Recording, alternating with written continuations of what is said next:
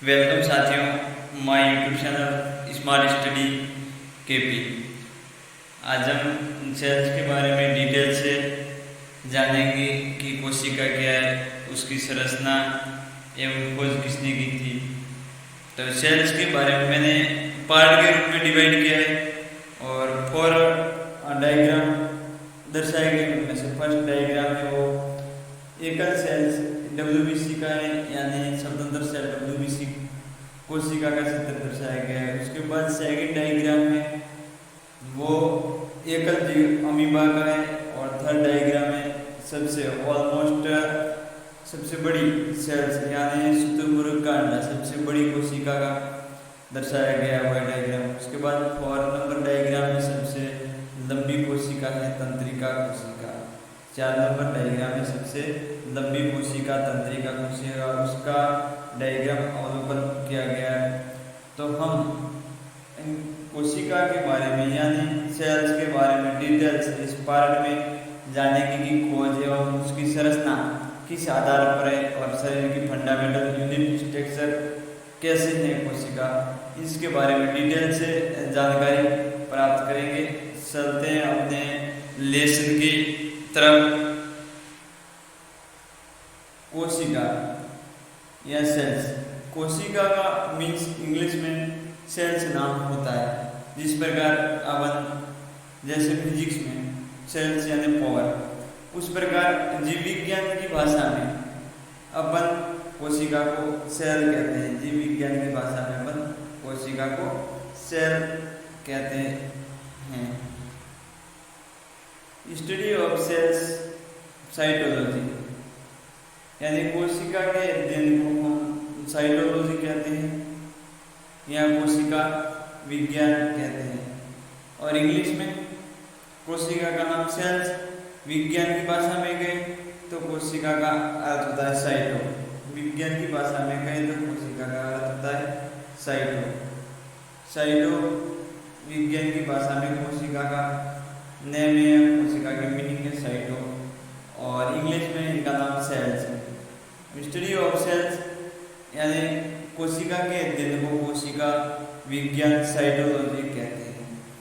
उसके बाद नेक्स्ट है सर्वप्रथम कोशिका की खोज रॉबर्ट हुक ने 1665 में की थी, यानी रॉबर्ट हुक नाम के वैज्ञानिक थे। उन्होंने सर्वप्रथम कोशिका को 1665 में एक कॉर्क में देखा था, यानी कॉर्क के ढक्कन जैसी स्ट्रक्चर थी, उसमें डेड सेल को रॉबर्ट हुक ने सर्वप्रथम देखा था। यानी रॉबर्ट हुक ने जिस कोशिका के स्ट्रक्चर को देखा था वो कोशिका का स्ट्रक्चर था डेड सेल, यानी मृत कोशिका थी। उसके बाद जीवित कोशिका को देखने का श्रेय, यानी उसके बाद जीवित कोशिका को सर्वप्रथम किसने देखा था? उसके बाद जीवित कोशिका को एंटोनी वॉन ल्यूवेनहॉक ने, जीवित कोशिका को सर्वप्रथम एंटोनी वॉन ल्यूवेनहॉक ने बैक्टीरिया में देखा था। किसमें देखा था?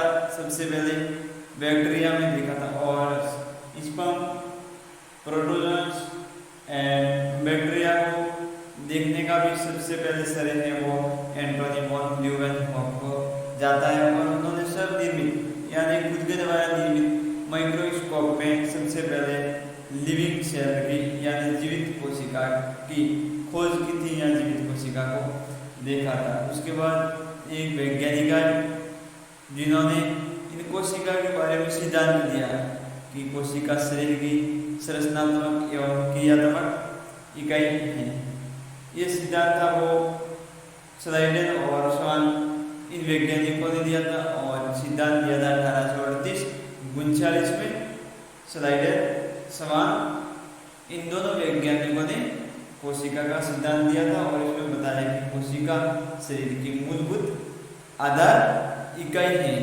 कोशिका शरीर की मूलभूत आधार इकाई है, ये सिद्धांत दिया था स्लाइडर और स्वान ने। उसके बाद कोशिका विभाजन के बारे में बताया था कि कोशिका विभाजन कैसे होता है, यानी कोशिका का निर्माण कैसे होता है। तो उसके बाद वैज्ञानिक जिन्होंने बताया कि कोशिका का विभाजन किस प्रकार होता है।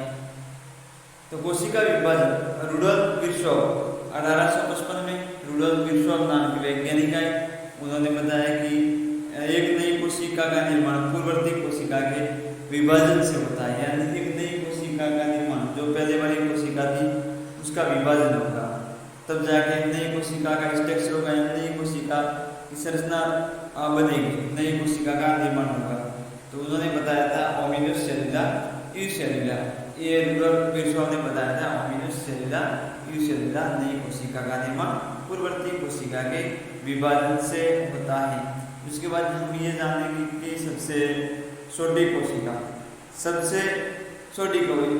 यानी सबसे छोटी जीवित कोशिका है वो माइकोप्लाज्मा है। सबसे छोटी जीवित कोशिका है वो माइकोप्लाज्मा है। नेक्स्ट जानते हैं सबसे बड़ी कोशिका शुतुरमुर्ग का अंडा, यानी सब में देखी जाए तो सबसे बड़ी कोशिका है वो शुतुरमुर्ग का अंडा है। अपने शुतुरमुर्ग का अंडा डायग्राम नंबर 3 में देखा था कि हमारे पेज पे वो शुतुरमुर्ग के अंडे था और वो सबसे बड़ी कोशिका है। उसके बाद सबसे लंबी कोशिका है वो तंत्रिका कोशिका है, यानी सबसे लंबी कोशिका पाई जाने वाली है वो तंत्रिका कोशिका है। उसके बाद मानव शरीर में सबसे बड़ी कोशिका की, ये तो ऑलमोस्ट हो गया, सबसे बड़ी कोशिका है वो जीवित कोशिका माइकोप्लाज्मा है। लेकिन मानव शरीर के अंदर देखने जाए तो सबसे बड़ी कोशिका है वो ओवा है या अंडाणु है। सबसे बड़ी कोशिका मानव में देखने जाए तो ओवा या अंडाणु है। और सबसे छोटी कोशिका मानव शरीर में पाई जाने वाली सबसे सूक्ष्मतम सेल्स है वो स्पर्म या शुक्राणु है। सबसे छोटी कोशिका स्पर्म या शुक्राणु है। उसके बाद विभाजन रहित सेल्स, यानी कि एक ह्यूमन बॉडी के अंदर किस सेल्स का विभाजन नहीं होता है, यानी डिवीजन नहीं होता है या पुनरुत्पादन की क्षमता नहीं पाई जाती है, तो ब्रेन्स में पाई जाने वाली तंत्रिका कोशिका, यानी जिसको हम इंग्लिश में न्यूरॉन्स बोलते हैं, उसका विभाजन नहीं होता है। किसका विभाजन नहीं होता है? तंत्रिका कोशिका का या न्यूरॉन्स का विभाजन नहीं होता है। उसके बाद नेक्स्ट लाइन है विभाजन क्षमता, यानी सर्वाधिक विभाजन की क्षमता किस कोशिका में पाई जाती है, तो जिसको हम यकृत बोलते हैं, लीवर बोलते हैं। उसमें पुनरुद्भवन की क्षमता या विभाजन की क्षमता सर्वाधिक पाई जाती है, लीवर में पाई जाती है। किसमें पाई जाती है? लीवर में पाई जाने वाली सबसे सेल्स हैं वो है यकृत, डिवीजन की क्षमता पाई जाती है, डिवीजन पावर पाई जाती है लीवर में या यकृत में। नेक्स्ट है जिस प्रकार जैसे एक ईंट है, अब बहुत सारी ईंटों को जमाएंगे तो दीवार बन जाएगी अच्छी खासी, और जैसे अब दीवार से दीवार मिलाएंगे कमरा बन जाएगा, और कमरे को अपन अच्छी तरह से सुव्यवस्थित कर देंगे और उसमें सज जगह सामान रख देंगे तो एक अच्छा खासा मकान में घर बन जाएगा। क्या बन जाएगा? घर बन जाएगा। तो उसी प्रकार कोशिका के बारे में जैसे एक सेल से अब कौन सा क्रिया के आधार पर समान सेल्स मिलकर एक ग्रुप बनाएंगे और बनेगा टिश्यू। अब टिश्यू बहुत सारे टिश्यू मिलकर बनाएंगे ऑर्गन, और ऑर्गन का मतलब है अंग बनाएंगे बहुत सारे टिश्यू, और जब ऑर्गन डेवलप करेंगे तब ऑर्गन सिस्टम बन जाएगा, यानी पूरा अंग तंत्र यहाँ एक प्रकार का कंकाल या ढांचा बन जाएगा। तो कोशिकाएं मिलकर आपस में ऊतक की संरचना बनाते हैं, और ऊतक मिलकर अंग तंत्र की, और जब अंग डेवलप होकर अंग तंत्र पूरा बढ़ाते हैं, अंग डेवलप होकर अंग तंत्र यानी एक बॉडी की स्ट्रक्चर ढांचा बना देते हैं। अब कोशिका सिद्धांत का अपवाद, नेक्स्ट है अपना कोशिका सिद्धांत का अपवाद। कोशिका सिद्धांत के अपवाद क्या क्या हैं? कोशिका सिद्धांत के अपवाद क्या क्या हैं? कोशिका सिद्धांत का अपवाद, तो कोशिका सिद्धांत के बाद में इनमें स्वतंत्र विभाजन की क्षमता नहीं पाई जाती है। विभाजन के लिए दूसरी कोशिका की आवश्यकता होती है। लेकिन हाँ, किसमें विभाजन की क्षमता नहीं पाई जाती और विभाजन के लिए दूसरी कोशिका की आवश्यकता पाई जाती है। तो कोशिका सिद्धांत का यह उपाधि वायरस के बारे में बताया गया है। किसके बारे में बताया गया है? वायरस के बारे में बताया गया है। यानी कि वायरस में स्वतंत्र विभाजन की क्षमता नहीं होती और विभाजन के लिए जीवित कोशिका की आवश्यकता होती है, यानी अदृश्य लिविंग सेल की आवश्यकता होती है। और इनमें कोशिका द्रव्य, प्लाज्मा झिल्ली और कोशिकीय अवयव अनुपस्थित होते हैं, इसलिए इनको वायरस का अपवाद माना गया है। सजीव तथा निर्जीव के बीच की योजक कड़ी कनेक्टिव लिंक भी वायरस को कहते हैं, कनेक्टिव लिंक को। हाँ, सामान्यतः केवल एक केंद्रक अम्ल डीएनए अथवा आरएनए पाया जाता है, यानी एक केंद्रक अम्ल डीएनए या आरएनए इन दोनों में से प्रेजेंट वायरस में पाया जाता है और कोशिका में दोनों अम्ल पाए जाते हैं, जबकि कोशिका में दोनों आरएनए और डीएनए मौजूद रहते हैं। अपितु वायरस में इन दोनों में से एक प्रेजेंटली मेनली पाया जाता है, या तो आरएनए पाया जाएगा या डीएनए पाया जाएगा।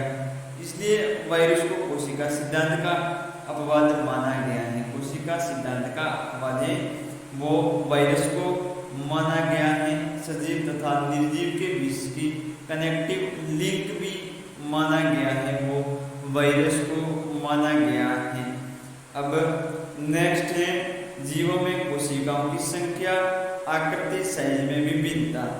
यानी सजीवों में कोशिका की संख्या कितनी पाई जाती है, आकृति कैसी है और आकृति के आधार पर यानी साइज में विभिन्नता किस प्रकार की पाई जाती है।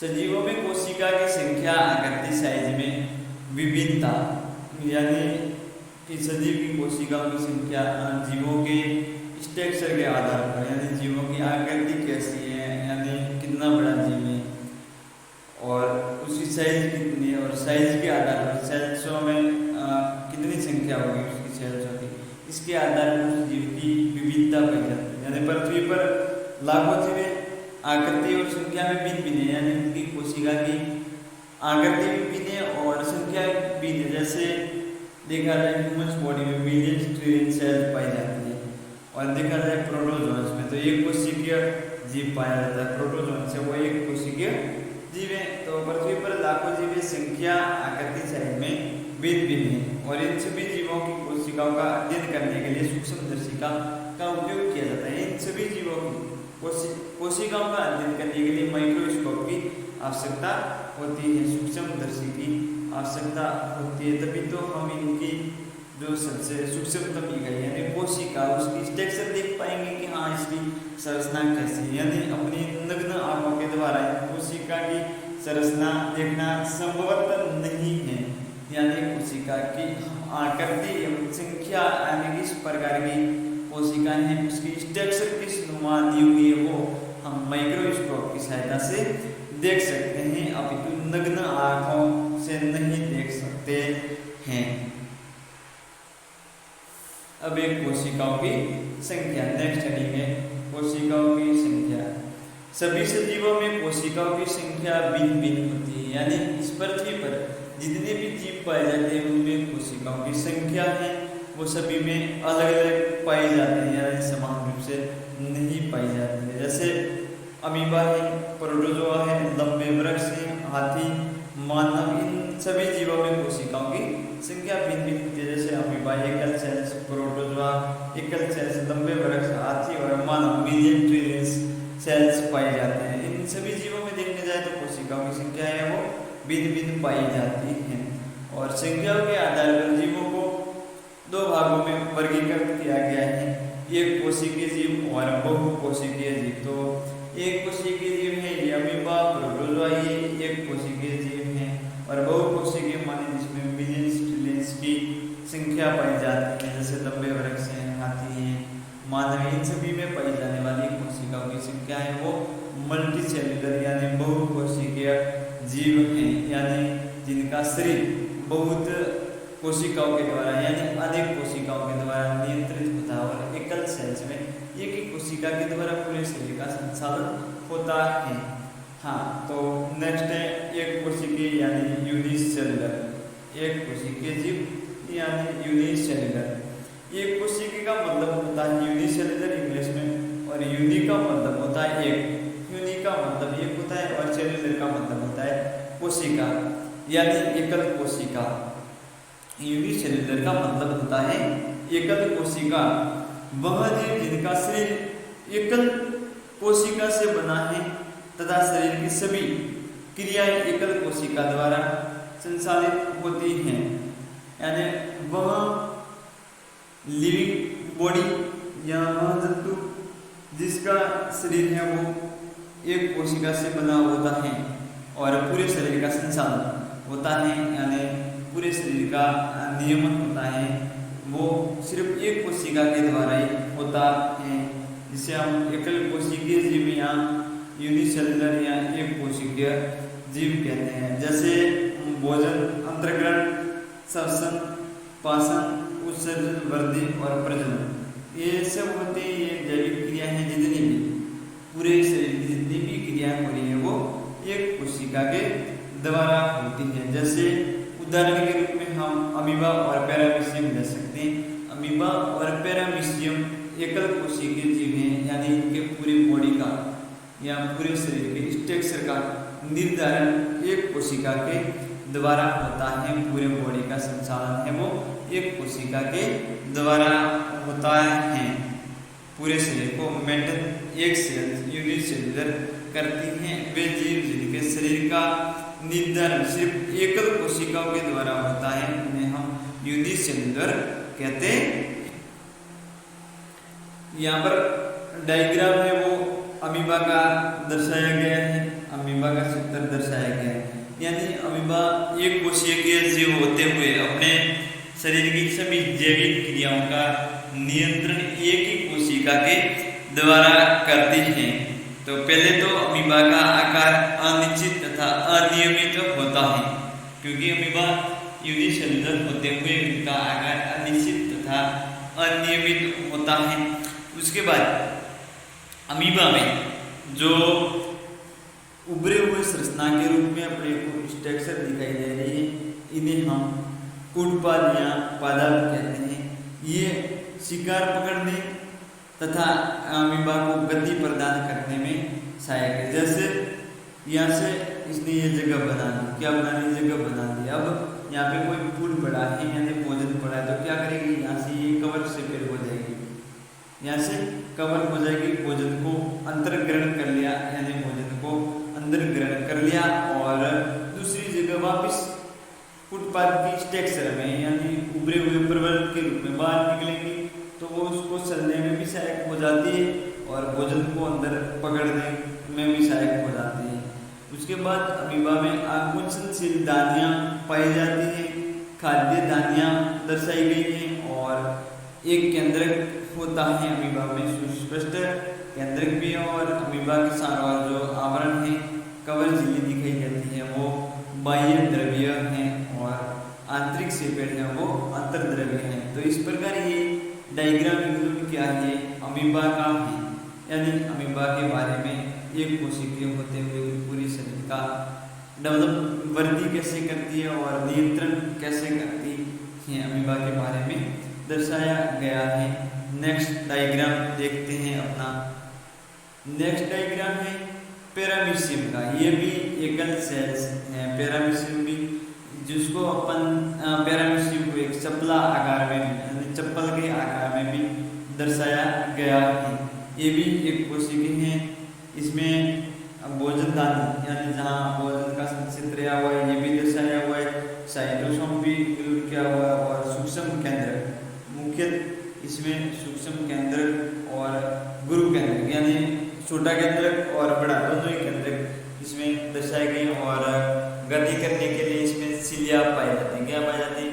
गति करने के लिए, जैसे अमीबा में फुटपाथ या पादप पाए जाते थे, इसमें धागे हेयर लाइक स्ट्रक्चर के रूप में इसमें सिलिया दर्शाए हुए हैं, यानी बालोनुमा संरचना पाई जाती है सिलिया की। उसके बाद जलदानी है इंक्लूड की हुई है, जलदानी भी इसमें, और अपशिष्ट के लिए और उसके बाद है मुख अमीबा।